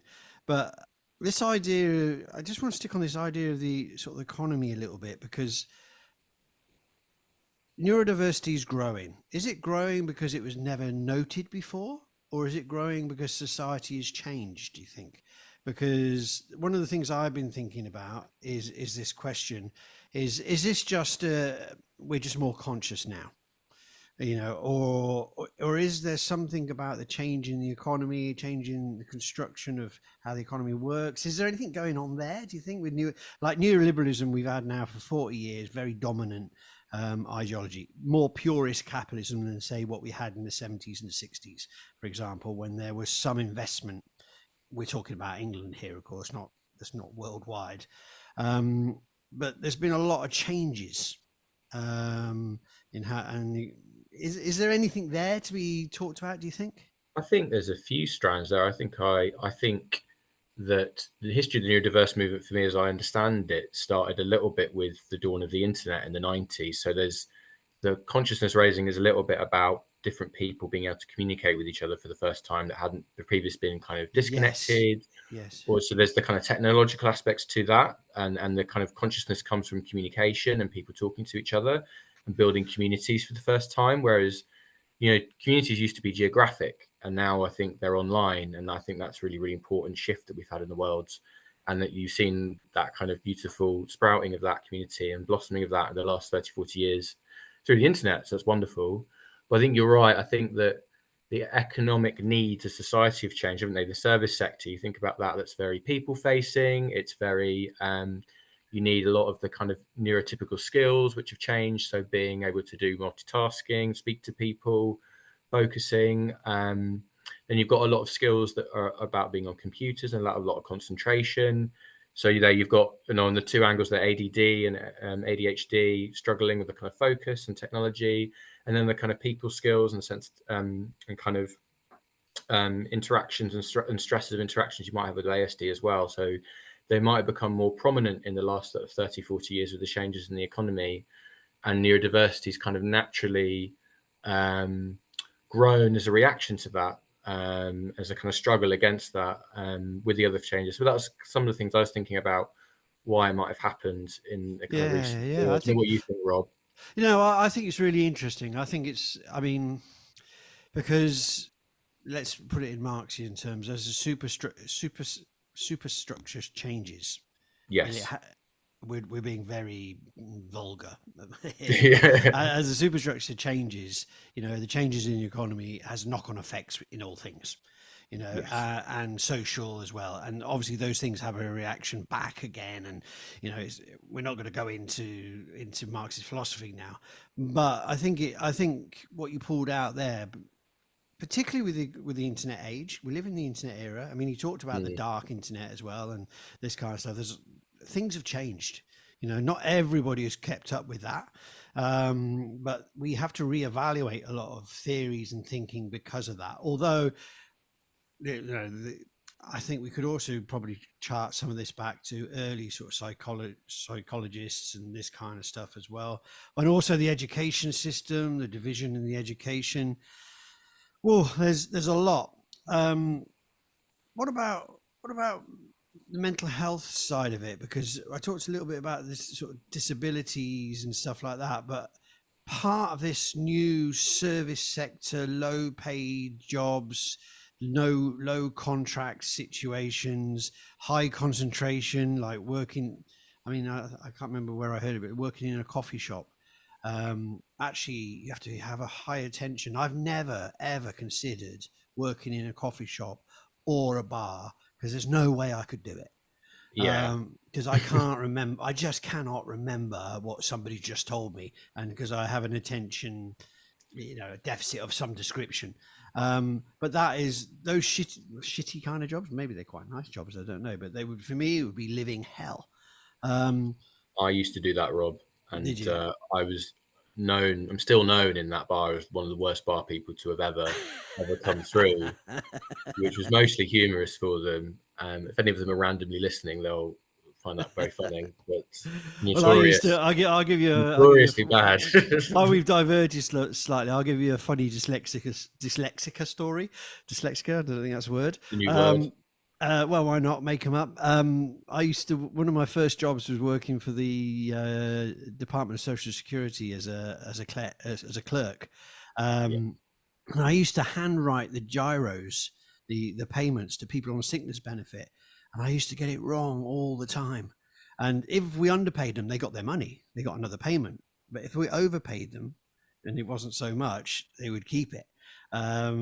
Anyway, that's just a side hustle on this story. The the reason why I got interested in what we're saying, because we talked about consciousness, we talked about sort of the new internet era, we talked about, if you like, neoliberalism and in the economy. But the other thing that's going on, and I think was really interesting, because when he was explaining what neurodiversity is and all these kind of things, he grouped in a lot of stuff, and mental health, people with mental health issues, which is your area.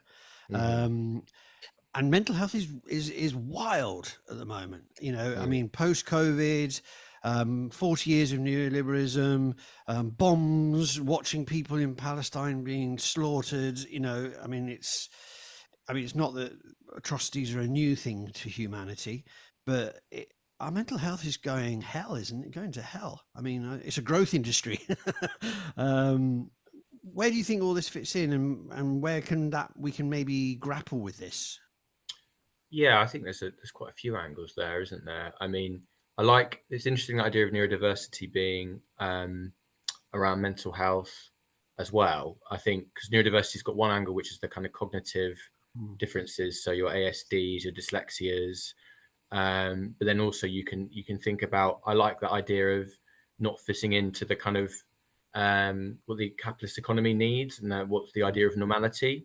So if you become distressed, if you become unwell, if you develop a mental health disorder, you also can't produce for the economy in the same way, and you could be categorized as neurodiverse in that respect of being people that don't fit into that norm within a kind of wider economy. So I think something for me as well is thinking about, is there room there for kind of solidarity between these different groups, having a shared oppression? Obviously you think of mental health and perhaps dyslexia or dyspraxia as something quite different, but from a kind of political position, they have a shared oppression as groups that are stigmatized and marginalized, as seen as not worthy or not able to contribute in the same way. And also sorry to interrupt you, but traditionally, okay, so we see people with mental health as people who need care. You know, Yes. and obviously people, you know, I've had mental health issues in my time, and lots of family and friends have, and we do need care when we're in that situation. But actually, on another side, we need to be radical. We need to break out and say, actually, I feel like this because my job is shit, or because I've got a cognitive disorder and I can't handle this situation. It's not my fault. You know, and so what you're saying there is that maybe as a sort of a way of inspiring people to say, look, don't worry. You know, not don't worry. Well, it sounds a bit patronizing, but do you know what I mean? Let's. You're talking about how to put. How do we go about that? Do you think? Because I mean, David talks a little bit about how it's working at the moment within the neurodiverse movement, but how can we increase that to the wider struggles? I think it's about organizing and finding forms of organization. I think you do that by finding shared interests. I think that's what I was getting at, is that whether that be in workplaces or schools, the society isn't built to look after us and look after our different needs.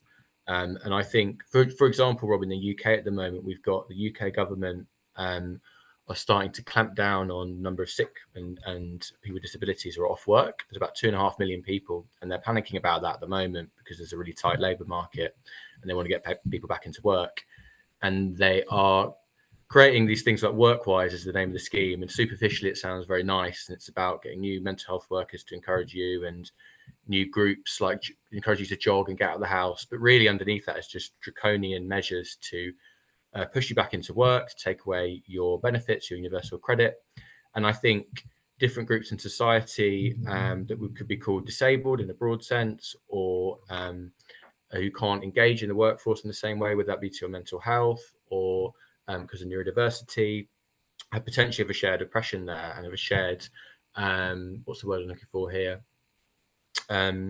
Collective needs together for struggle. Like a collective consciousness. Yes, collective consciousness, but also they have, in whether that be in workplaces or in wider society, and that for me could be the basis of quite a broad organisation. But whereas these groups traditionally have been quite separate from each other, and politically speaking, but if we see the UK government is really clamping down on the sick and disabled because of COVID and the high numbers of people, that could be something that plays out in the next few years. For me, you've got a rising consciousness around mental health and neurodiversity and disability. At the same time, the government is clamping down on those same groups. So I don't know what you think about that, but that's something that the podcast I I've been know thinking about anyway, and how that's I going to know. unfold over the over the next I know what I'm sort of few thinking years. exactly about that. I'm thinking what is the workers' movement doing about this?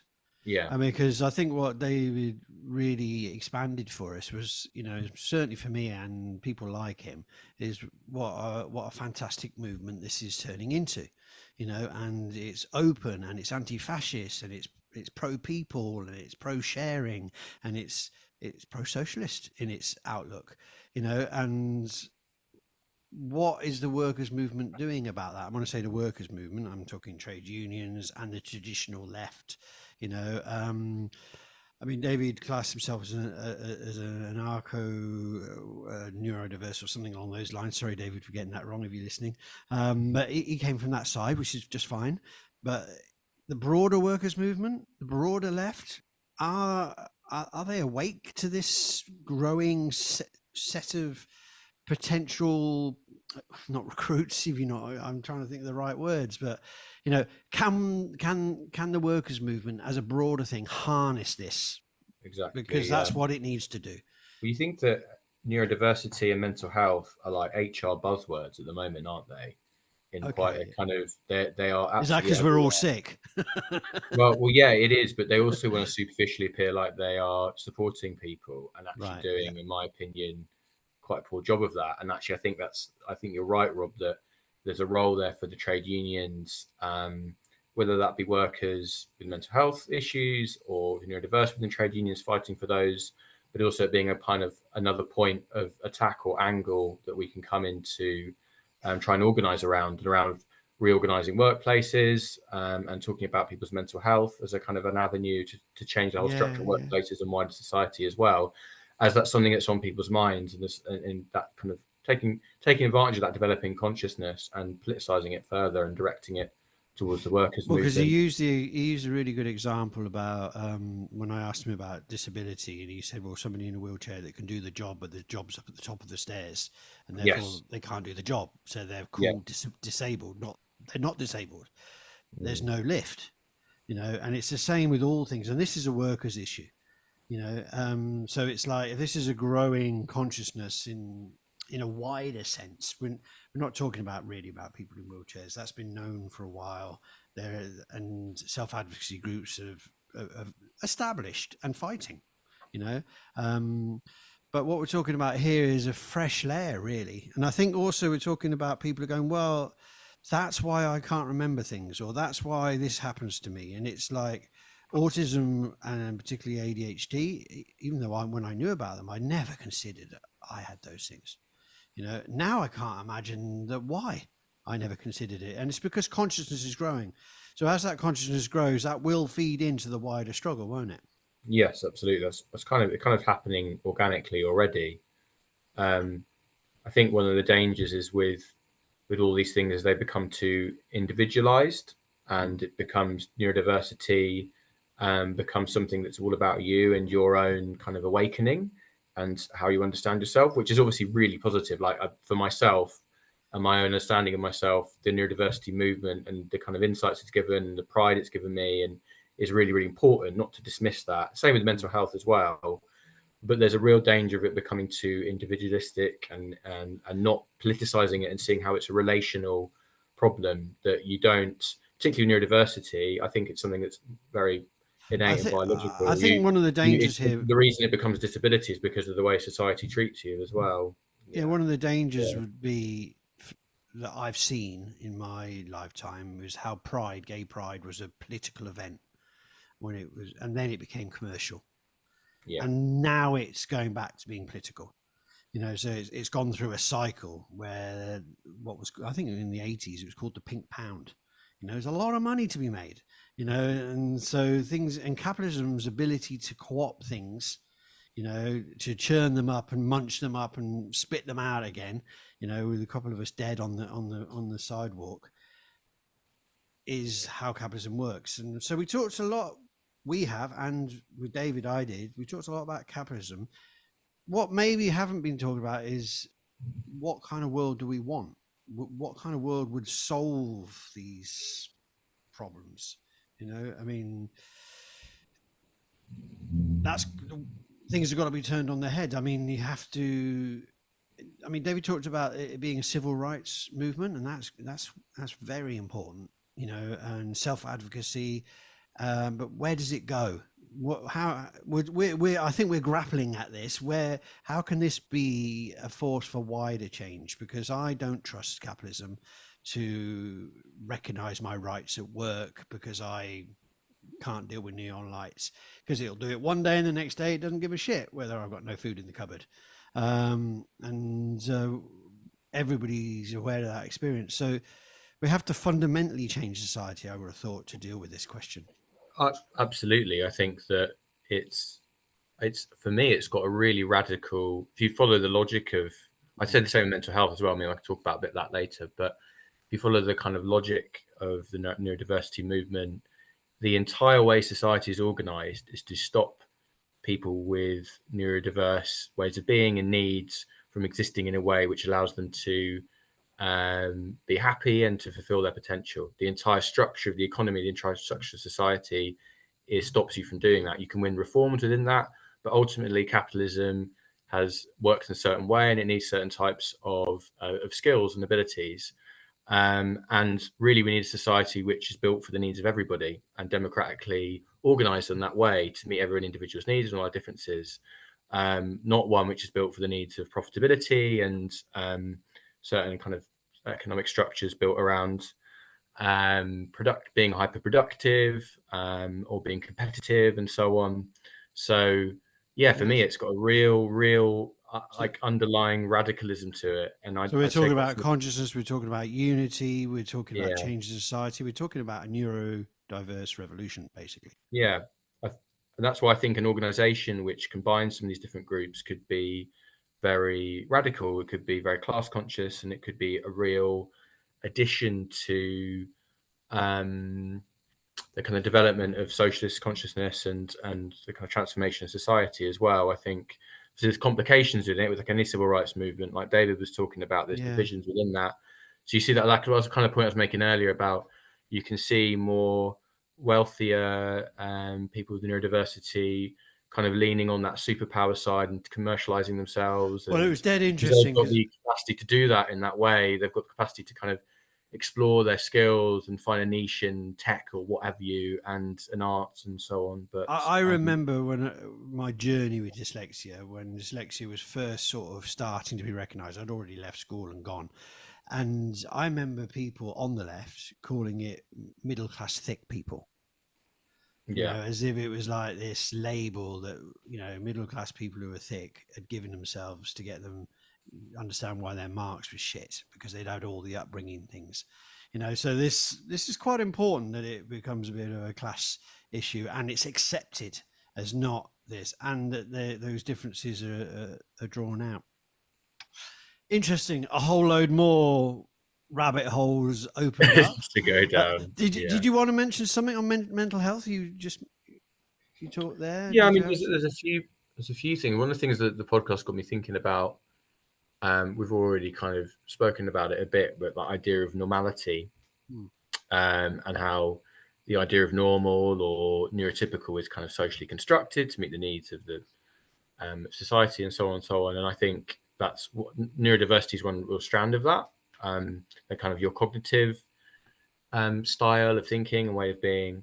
But I also think that's really something from a mental health perspective we see a lot more broadly in capitalism. There's all sorts of normalities that we internalize, whether that be about gender, be about your sexuality, be about whiteness, ideas of what would be called bourgeois morality, for listeners who aren't familiar with it, the idea that you need to be hardworking, competitive, all these different angles of things that we internalize from the, you know, the moment we're kind of socially conscious as children. There's all these different ways of being that we are told are the norm or they're acceptable, and all these other ways of being that we naturally are, and our differences in human beings that are told to suppress and repress. And I find very interesting from a kind of mental health perspective is that a lot of different psychologists and psychotherapy traditions talk about well-being and health being about being authentic, and the need to be authentic and spontaneous. and a lot of them talk about society creating this internalized ideal and repressing our spontaneity and authenticity, and therapy basically being about a space to develop that authenticity and become yourself, so to speak. But I really see that as built into the nature of capitalism to create this idea of normal to fit the kind of ideological needs of society, economic needs of society. And that happens in loads of different spaces in different ways. And that has really negative effects on our self-worth and the way we relate to ourselves and our kind of our self-esteem and self-worth.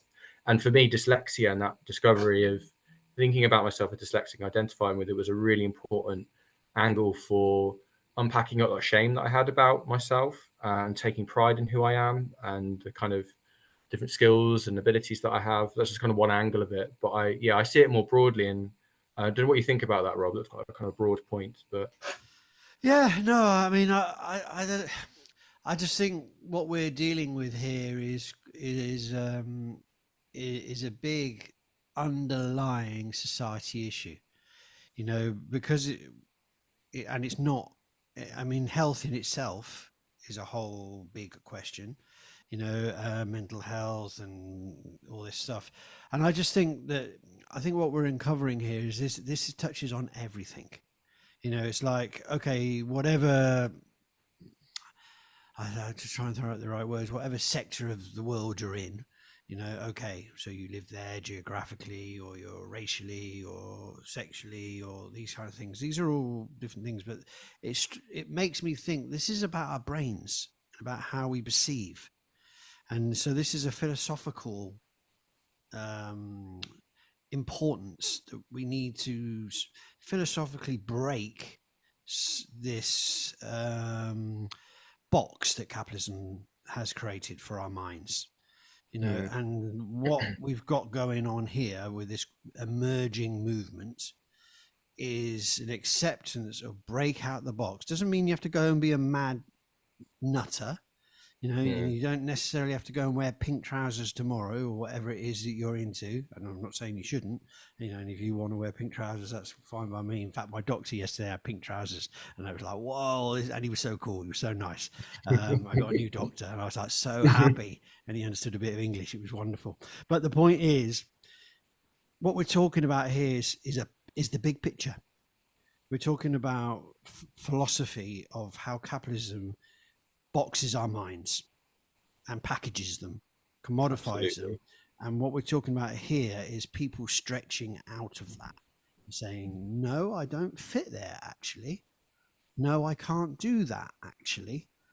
I want to change it. I want to be me. I want to be a human being as I am feeling and reflecting to society. And that's quite difficult because capitalism also makes us what we are. So I think that causes a lot of mental health conflicts. But fundamentally, I think that's what we're talking about here. We're talking about humanity in a deep crisis, which I don't think anybody can deny that environmentally and structurally and societally and anything like this, that humanity is not in a major fucking crisis. That actually this is part of us mending it. Or beginning to get the consciousness of what we've got to do. It's not just about having a great program of saving the NHS, saving these things. There's a whole social side that we need to, the whole solidarity with individuals, the whole belief that everybody's allowed to be different, you know, and that's what we've got in common is that we're different. That Marxist term alienation, I think, is really important. That sense of alienation that we all have. That's kind of the point I was getting at, really, right, and that you're getting at as well. That oppression of normal alienates us from ourselves, and I think neurodiversity is part of finding ourselves again as a political, and then but also not just on an individual level, but to politicize that and to actually to have a society we're allowed to become ourselves and be ourselves, and whatever that means for us. We have to change society as well, the structure of society, not just, oh, I understand something about myself, I'm therefore personally liberated now, which there's a real limit to. It's a you got to go the next step. Got to go the next step. You can't be a hippie about it. Be a hippie about it. You can be a bit. You can be a bit. I'm a bit of a hippie about it. If I get misty-eyed and wishy-washy about it, But that's very important, and your kind of own liberation and unpacking your own repression, whatever. But there is a real limit to that. You're always swimming against the tide, swimming against the tides in capitalism. And I think as socialists, we need to be pushing that one step further. Whether that be about your mental health, whether that be about neurodiversity. Obviously, I think there's strands to kind of bring those two together. But yeah, there's a lot of people questioning society and looking for liberation. But I do think the danger there, Rob, is that people can look for that too individualistically when particularly there's frustrations around in society. And I think David talks about being collective so well, and so congratulate him for that. I think we need to finish there, because anybody who's got to this point and has listened to us, I think we've been a good half an hour or more. I haven't timed it, and then me and David could not stop. And as I said to you before we started, me and him, we spoke for another half an hour after we finished, and I think there's something in the air there, because we're excited about this. Yeah, absolutely. And it's got something that gives you personal feeling at the same time as it's a collective thing. But let's draw a line under there. The whole series of the podcast, every single guest is going to be asked about this, and we will go into things like mental health and creativity and spoken word. We'll do all this. We won't lose sight of the dangers of the far right, because we haven't spoken about that part of it. But I think what we're indicating here is this is anti that, and I think David talked about that. But let's draw a line there. You got any last sentence or comment you want to make, or not particularly? Other than that, was very interesting and wide-ranging, as the actual podcast was itself. So we've got as I thought it might be, Rob. This is a double podcast with the brains that think double. Yeah. Okay, lovely, Sam. Really nice to have you on the space station, and look forward to seeing you again. And thank you for having me. Thanks very much. Yeah, you're very welcome. Now take care going down in the spaceship. It can get a bit bumpy. Yeah, for sure. I'll look after myself. Don't worry. Right. Bye for now. Bye. Thank you for traveling with us today. Please take a moment to look in the links at our guest information, and especially the link to the very talented artist that provided the image for this episode. We remind you that you may feel some side effects when leaving this bubble. We recommend that you take a sick day off work for no reason. We look forward to seeing you in the next episode. Game over. Game over. Game over.